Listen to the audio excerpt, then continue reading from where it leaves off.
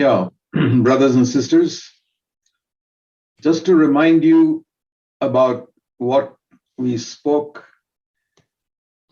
earlier in the last session. और भाई और बहनों, केवल आपको याद दिलाने के लिए कि पिछले सत्र में हमने किस बात पर बात की। You remember that, this verse that is on the screen? क्या आपको ये वचन याद है जो आपके स्क्रीन पर है? Please remember this all your life. कृपया इसे अपने जीवन भर याद रखें। Let all that you do be done in love. जो कुछ तुम करते हो प्रेम से करो। In your home, आपके घर में, in your office, आपके ऑफिस में, the factory, फैक्ट्री में, on the roads, सड़कों पर, wherever you go with your relatives. आप जहां कहीं जाते हो आपके रिश्तेदारों के साथ, Don't let the devil ever take you out of love into any other attitude towards people. शैतान को कभी भी ये अनुमति ना दे कि वो आपको लोगों के प्रति प्रेम से निकालकर किसी और रवैये में ले जाए। And in the same way, in our relationship with God, और बिल्कुल वैसे ही हमारे परमेश्वर के साथ हमारे रिश्ते में we are not to keep the commandments in a mechanical way. हमें उन आज्ञाओं को ऐसे ही जोर जबरदस्ती से नहीं रखना है। No, we must नहीं। do it out of love for God. हमें उन आज्ञाओं को परमेश्वर के लिए प्रेम की वजह से करना है। Jesus said, if you love me, keep my commandments. यीशु ने कहा, अगर तुम मुझसे प्रेम करते हो तो मेरी आज्ञाएं मानो। Oh, that means if I keep the commandments not out of love, doesn't have any value. इसका मतलब अगर मैं उन आज्ञाओं को प्रेम के बिना ही रखता हूं फिर उसका कोई मूल्य नहीं। Our relationship with Jesus Christ is to be like a wife to her husband. परमेश्वर के साथ, यीशु मसीह के साथ हमारा रिश्ता ऐसा होना चाहिए जैसे एक पत्नी का अपने पति के साथ होता है। Now, your wife may do many things for you, maybe work and cook food for you. और अब आपकी पत्नी आपके लिए शायद कई काम करती है, आपके लिए काम करती है, आपके लिए खाना बनाती है। But if it is not done out of love, it's not worth anything. पर अगर वो प्रेम की वजह से नहीं किए गए हैं तो फिर उसका कोई मूल्य नहीं। It may be good food. शायद वो भोजन अच्छा होगा He has cooked.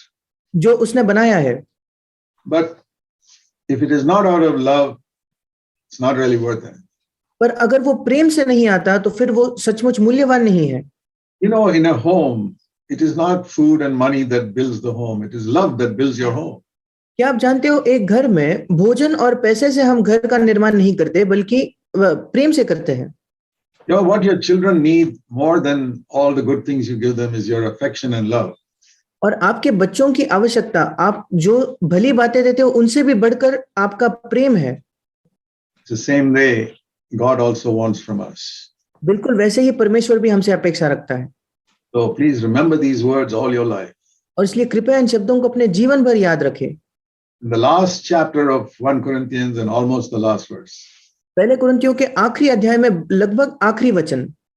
So you can remember that easily. और आप उसको आसानी से याद रख सकते हो। I want to show you a verse in Deuteronomy in chapter 6 in the Old Testament. मैं आपको व्यवस्था विवरण इसके 6 अध्याय से एक वचन दिखाना चाहता हूँ पुराने नियम में। In Deuteronomy 6, this is what Moses told them concerning the laws God was giving them. व्यवस्था विवरण 6 में मूसा ने इस्राएलियों को परमेश्वर जो नियम दे रहा था उनके विषय में ये कहा। He says, these are the commands the Lord is giving. वो कहता है ये वो आज्ञाएं हैं जो प्रभु तुम्हें देता है। And the purpose, verse 2, is so that you might learn to fear God. और इसका उद्देश्य ये है दूसरे वचन में कि आप प्रभु का भय रखना सीखो and keep his commandments, और उसकी आज्ञाओं को मानो, so that you will live a long life, ताकि आप एक बहुत दिन तक जीवित रहो, and so that it may go well with you. और ताकि आपके साथ भला हो। Verse 3, God wants it to go well with us. तीसरा वचन, परमेश्वर चाहता है कि हमारे साथ भला हो। And you know, just like doctors tell us what medicines are good for us and what food is good for us to be healthy. और जैसे डॉक्टर्स हमें बताते हैं किन दवाइयों की हमें आवश्यकता है और किस भोजन से हम स्वस्थ रह सकते हैं। And most of us will obey the doctors 100% because we trust them. और हम में से अधिकतर लोग डॉक्टर्स की पूरी बात मानेंगे क्योंकि हम उन पर भरोसा करते हैं। Even a bitter medicine we will take if it is going to bring health and healing to us. और एक कड़वी दवाई भी हम लेंगे अगर उसके द्वारा हमें स्वस्थ और आरोग्य मिलता हो तो। Question is, do you trust a doctor more than you trust God? सवाल ये है, क्या आप एक डॉक्टर पर परमेश्वर से भी ज्यादा भरोसा करते हो? And then the Lord, he says in Deuteronomy 6, और the फिर main commandment, verse 5, is you must love God with all your heart, soul, might. और फिर वो व्यवस्था विवरण 6 अध्याय में कहता है, मुख्य आज्ञा 5वें वचन में है कि तू अपने प्रभु से सारे मन, सारे जीव और सारी शक्ति से प्रेम रखना। And it's not just in your mind. These words, verse 6, must be in your heart. और ना केवल आपके मन में, पर 6 वचन ये आज्ञा है तुम्हारे मन में बनी रहे। In other words, not just understanding it, but obeying it. दूसरे शब्दों में ना केवल उसको समझना, पर उनकी आज्ञाएं मानना। And you must teach them diligently to your children, verse 7. और 7वां वचन, अपने बाल बच्चों को समझाकर इसे सिखाया करो। And when you sit around the table eating your food in your house, it says there, you must talk about these words. और वहां लिखा है कि घर में जब आप बैठकर भोजन करते हो तो आपको इन्हीं विषयों में बात करना है। Verse 7. 7वां वचन, And when you walk down the road, taking a walk, talk about God's word. और जब आप सड़क पर चलते हो तो परमेश्वर के वचन के विषय में बात करें। And when you go to sleep, think about God's word. और जब आप सो जाते हो परमेश्वर के वचन के बारे में सोचें। 7. And when you get up in the morning, read God's word. 7वां वचन, और जब आप सुबह उठते हो तो परमेश्वर के वचन को पढ़े। He says God's word must be like a sign on your hand and on your forehead that you always remember to do. और वो कहता है परमेश्वर का वचन आपके हाथ पर एक चिन्ह होना चाहिए और आंखों के बीच चिन्ह के समान होना चाहिए जो आप याद रखते हो। And listen to this. अब इसको सुने। Verse 9. 9वां वचन, To remind you of this all the time, put these verses on your doorposts, on your gates, and the walls of your house. अपने आप को निरंतर इन विषयों में याद दिलाने के लिए इन्हें अपने घर के चौखट की बाजुओं और अपने फाटकों पर लिखना। Very good to have God's word on the walls of our house to remind us. हमारे घरों की दीवारों पर परमेश्वर का वचन होना बहुत अच्छा है, जिससे हमें याद आ सकती है। Our children grow up and remember these words that keep on they see every day on the walls of your house. हमारे बच्चे बड़े होते हैं और जो निरंतर वो घर के दीवारों के वचन को देखते हैं तो उसे याद रखते हैं। That's a good habit for us in the New Testament too. और नई नियम में भी ये हमारे लिए एक अच्छी आदत है। God has put us on earth, we can say, for our whole life is a period of testing. परमेश्वर ने हमें इस पृथ्वी पर रखा है, हम कह सकते हैं कि हमारा पूरा जीवन काल एक परखने का समय है। Our life on earth is like going to school. इस पृथ्वी का हमारा जीवन एक स्कूल में जाने के समान है। God wants us to graduate getting 100%. परमेश्वर चाहता है कि हम वहां से ग्रेजुएट हो, उत्तीर्ण हो 100% लेकर। And just like in a school, at the end of a year, there is a final examination that determines whether you get promoted. और जैसे स्कूल में अंतिम में एक परीक्षा होती है जिससे ये तय होता है कि आप अगली कक्षा में जाओगे या नहीं। In the same way, the Bible says that one day when Christ comes back, he is going to examine our life. बिल्कुल वैसे ही बाइबल हमें बताती है कि एक दिन जब मसीह वापस आएगा तो वो हमारे जीवन को परखेगा। Not only the lives of believers, the lives of all the unbelievers and every human being that ever lived. ना केवल विश्वासियों के जीवन बल्कि अविश्वासियों के भी, और हर एक मनुष्य की जो आज तक कभी जिया हो। Let me show you a picture of that in Revelation chapter 20 and verse 11. मैं इसका चित्र आपको दिखाना चाहता हूँ, प्रकाशित वाक्य 20 उसका 11वां वचन। What you read here is actually going to happen one day. आप जो यहाँ पढ़ते हो वो असलियत में एक दिन होने वाला है। I saw a great white throne and one who sat on it, earth and heaven fled away. फिर मैंने एक बड़ा श्वेत सिंहासन और उसको देखा, उसके सामने से पृथ्वी और आकाश भाग गए। And I saw all the dead, great and small, standing before the throne. फिर मैंने छोटे बड़े सब मरे हुओं को सिंहासन के सामने खड़े हुए देखा। And all the books were opened. और पुस्तकें खोली गई। The books refer to a record of our life. और यहाँ पुस्तक का अर्थ है हमारे जीवन का एक लेखा। I want to tell you something. When the book of Revelation was written, nobody printed books like this Bible. मैं आपको बताना चाहता हूँ, जब प्रकाशित वाक्य लिखी गई तो हमारे पास जैसे प्रिंटेड बाइबल्स या किताबें होती है वैसे कोई किताब नहीं थी। Today we have Bibles printed and bound, or books printed and bound. आज हमारे पास ऐसी बाइबल्स या किताबें हैं जो प्रिंट की जाती है और बाइंड की जाती है. But in those days, they had a long scroll of parchment, and they kept on writing and rolling it up and rolling it up and writing more and more. पर उन दिनों में उनके पास एक बड़ी पर्चे समान होते थे जिसको स्क्रोल कहते थे और उसके ऊपर वो लिखते थे.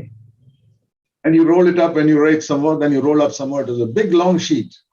और उसको आप लिखते हो और उसके आगे ऐसे लिखते जाते हो. एक बड़ी वो एक छापी हुई एक पत्री थी. So today, that is something like a videotape. और आज अगर हम देखें तो वो एक वीडियो टेप के समान है. You know, you've seen, we used to have videotapes inside a case, and inside that is a full videotape that goes round and round and records things. और पहले हम देखते थे कि वीडियो टेप एक केस में होता था और वो घूमती थी और उसमें सारी बातें रिकॉर्ड होती थी. So we can say something like the videotapes were opened in the final day. और हम ये कह सकते हैं कि अंतिम दिन में वीडियो टेप्स के समान कुछ खोले गए. And our life is played on the screen. और हमारा जीवन उस स्क्रीन पर दिखाया जाता है. For the whole world to see how we lived from the day we were born. ताकि पूरा संसार देखे कि जिस दिन से हमारा जन्म हुआ हम किस प्रकार जिए. And if you are born again, then from the day you were born again. और अगर आपका नया जन्म हुआ है तो जब से आपका नया जन्म हुआ तब से. And it says here in the last part of verse 12, the dead were judged from the things which are written in the books according to their deeds.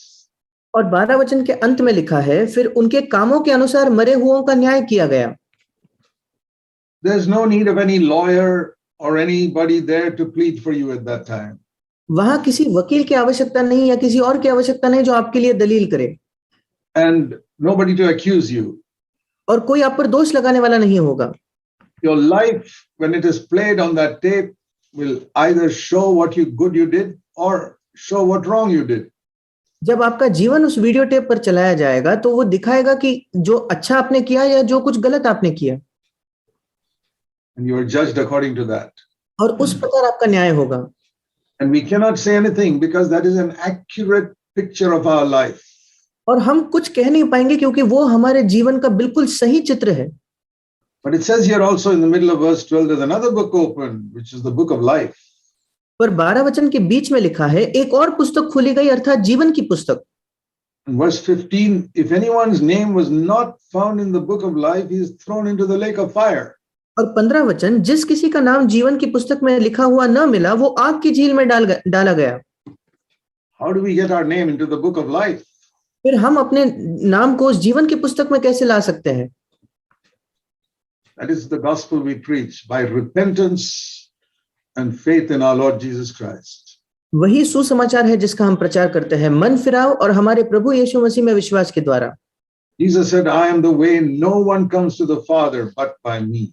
यीशु मसीह ने कहा, मैं ही मार्ग हूं, मेरे अलावा पिता के पास कोई नहीं आता.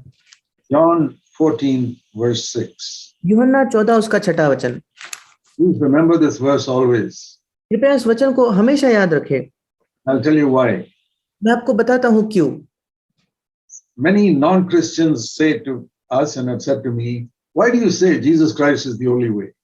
कई गैर मसीह हमसे कहते हैं और मुझसे भी कह चुके हैं कि आप क्यों कहते हो कि यीशु मसीह इकलौता मार्ग है. There are good people in all religions. सारे धर्मों में अच्छे लोग पाए जाते हैं. There are bad people among Christians also. और मसीहों में भी बुरे लोग पाए जाते हैं. So there are good and bad people in all religions. और इसलिए सारे धर्मों में अच्छे और बुरे लोग हैं. So why not say by any religion, if you live a good life, you'll go to God? फिर आप ऐसा क्यों नहीं कहते कि किसी भी धर्म से क्यों ना हो, अगर आप एक अच्छा जीवन जियोगे तो आप परमेश्वर के पास जाओगे.